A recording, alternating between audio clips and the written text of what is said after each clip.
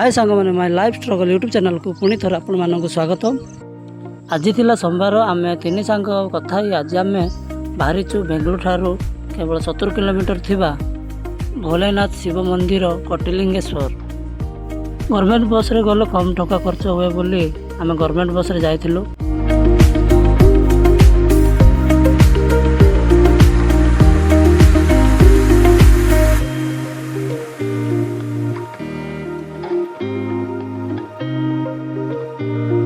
Water गला बेले एते सुंदर सुंदर नेचर देखा मिलूला मत तो ये ओल्लिया इच्छा होता। बेंगलुरु ठारू दूर गाँलिया रास्तार जावाक पड़ूला। तो चलतु से जा कथा हेबा।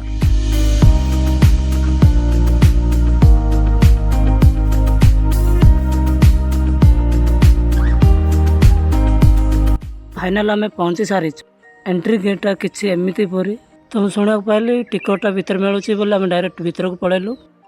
टिकट काटिक आसला एंट्री तो पूरा जबरदस्त देखा मिलता।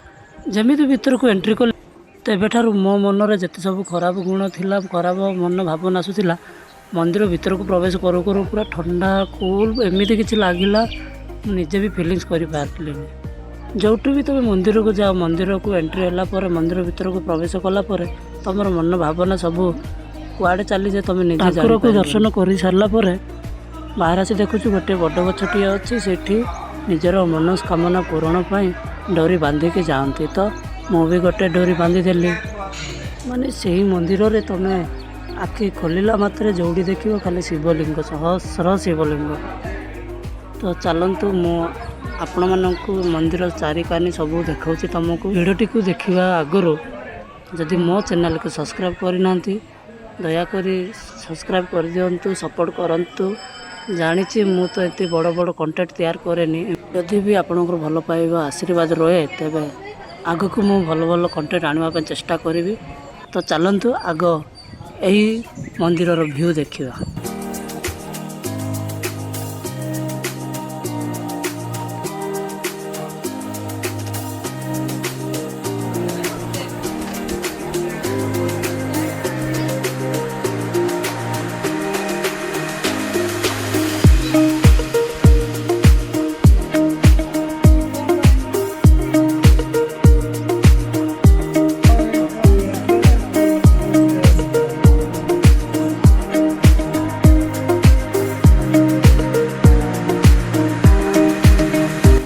यही वीडियो देखला कौन आपण मानक भी आसवा इच्छा होती जब आपण मैंने बेंगलुरु रोज निहाती गोटे थर बुली आसतु आ महादेव दर्शन कर जातु। आशा करुँच भिडटी आपको भल लगी शेष पुणी थर अनुरोध करुँचे निहाती सब्सक्राइब करेंगे लाइक करेंगे शेयर करेंगे। तो मोर छोट भाई बोली टी सपोर्ट करूँ। तो रही जय श्री राम पुणी थर नुआ वीडियो देखा।